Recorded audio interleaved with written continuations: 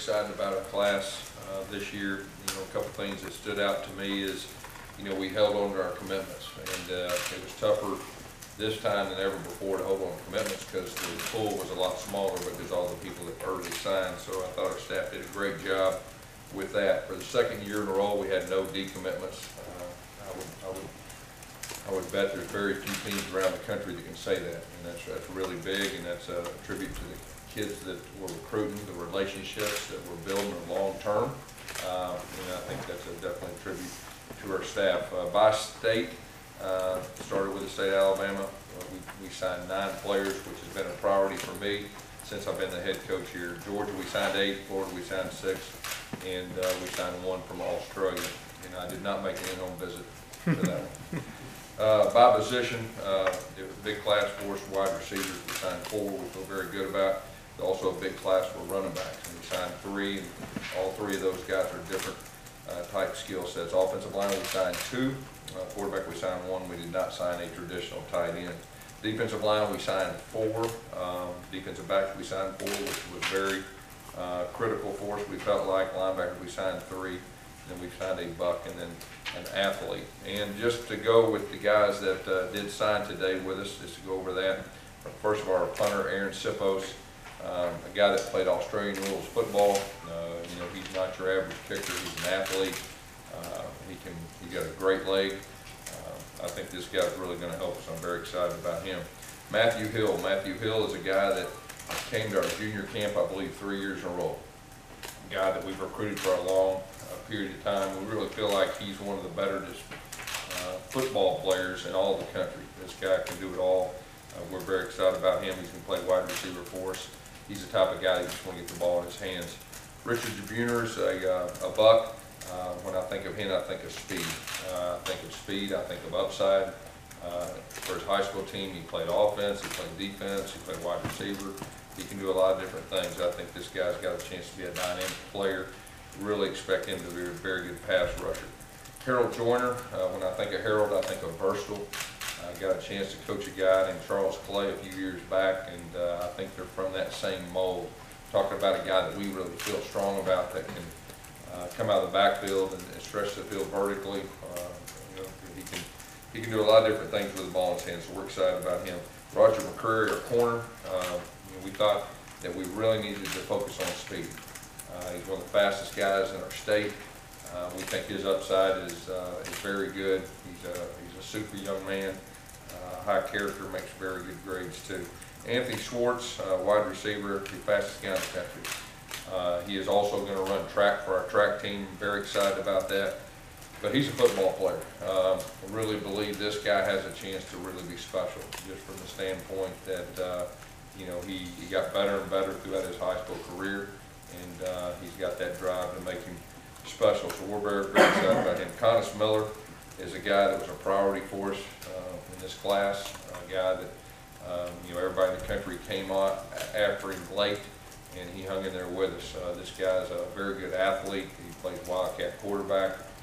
He can windmill dunk it. He's 300 pounds, so we're very excited about this guy. Caleb Johnson, 6'3", 260, is a guy that really stood out to us. He came to our camp. He ran a 4.7. Plays a lot of different positions for his high school, and really feel like he's going to give us a lot of flexibility to move him around. He's a very good athlete for his high school.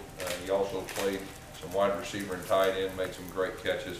We're very excited about him. Then Colby Fuqua is an athlete. He's been committed to us a long time. Really feel like he can play both sides of the football. Got great ball skills and just do a lot of different things for us. So very excited about the class. You know, all these guys are fitting the mold of what we're looking for as far as character. You know, big picture, this whole class, you know, we really wanted to really focus on speed too, and we feel like we did that. Questions?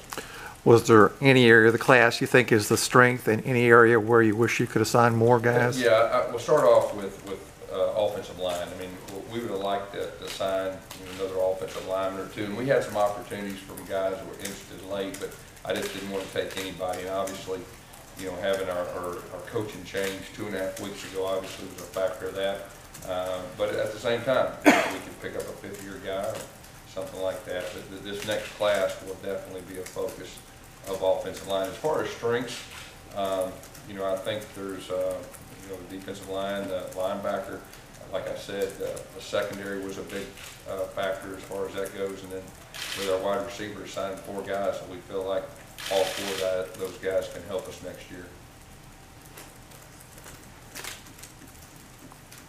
How does it work recruiting an Australian punter? I mean, what goes into that process? Yeah, you know, they send film over, and you know, I watched some Australian rules football games. To be honest with you, I watched him play 2 games, which I don't know all the rules to it, but you can tell whether a guy's a competitor.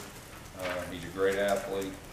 He can kick it with his right foot, his left foot. And he's going to give us a lot of flexibility with our punt team. And then he has some film when he was punting with the judge machine, and he's got a super leg. So, and then you get a chance to meet him.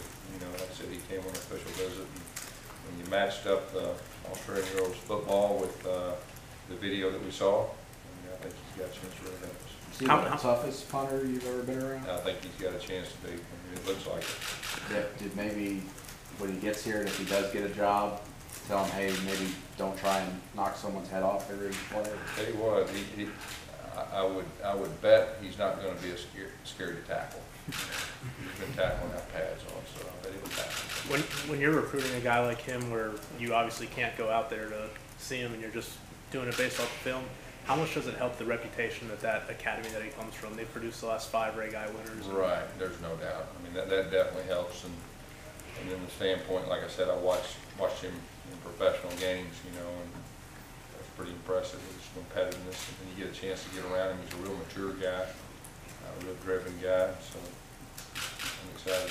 Now that you guys have been through the first cycle with the early signing period and the second signing period, what's your take on it?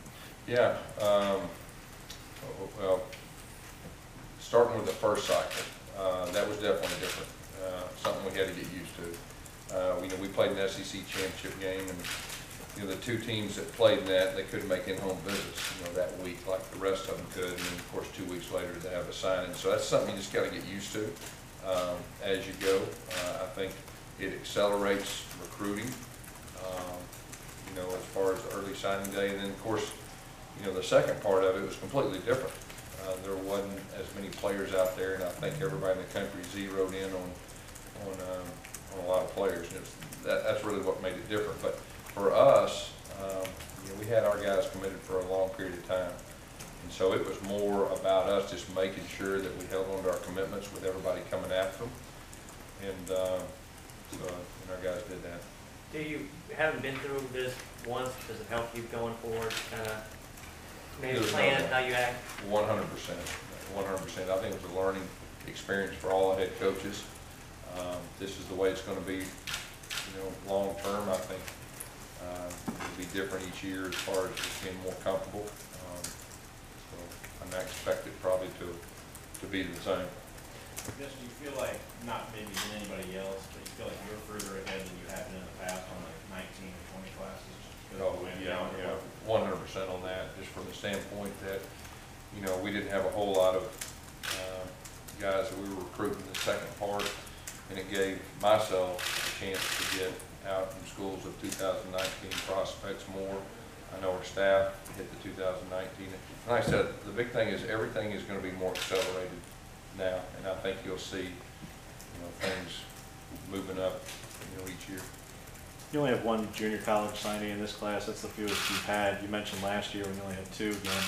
That's obviously partially that you build towards after a number of years of stability. But having just 1, Gus, was that by design and credit? Yeah, you know, I think you just kind of said it. I mean, we've had solid recruiting classes one after another, and so if we have a junior college player that is a need for that position for that year, we're definitely going to recruit them if they fit. But I think it probably says more about just how, you know, stable we are from a recruiting standpoint with our depth. You'd said in December you also wanted to get a big-time tight end. Yeah. Just what you're feeling and not being able to get one in this Yeah, class. well, Harold Joyner is going to play running back for us, but you know, he does some things that Charles Blay did, which you know, out of the backfield, stretching the ball on wheel routes and vertical routes, and so you know, that'll fill somewhat of a void there, with that. Will that be a priority again going forward? Yeah, it'll be a priority in the second class. That, you know, I'd say right now, early on, I would say tight end, and I would say offensive line, you know, for this next class, but definitely be one of the priorities. Is Richard Jabunor going to be on probationary status or anything after his arrest? Yeah, we've addressed that with him, and we don't expect anything like that to happen again.